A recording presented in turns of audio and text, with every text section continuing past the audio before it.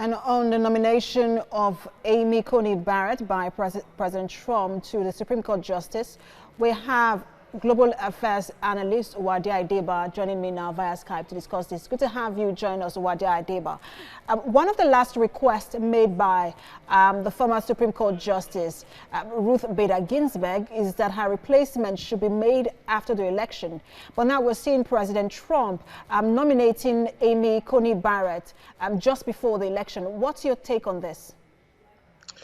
Well, that's what his base needs. And that's what majority of the Senate, which is controlled by the Republican Party, we need at this time, because the polls are not favoring President Trump. And because of that, he would need something to boost up his support within his base and see if he can hold on to that so that he'll be able to make some impact in the coming election. So all these, are happening because of the coming election, and he's not doing well in the polls.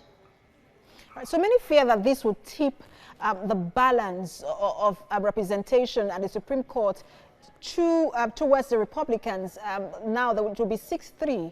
But we also know that in 2016, after the death of Anthony Scalia, President Obama had the chance to nominate Merrick Garland, but that was blocked, and he didn't follow through. And many believe that, look, this is the constitutional power of President Trump, and he has the right to do so. So what do you make of that?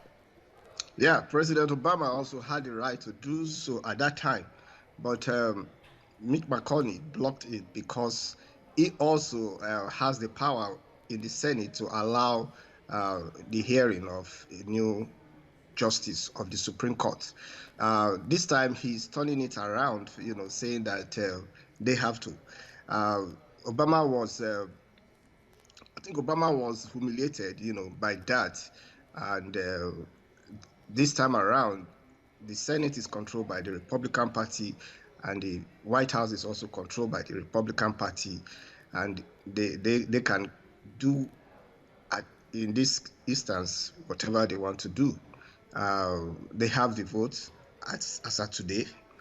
We don't know what will happen in the next weeks as we go down the lane.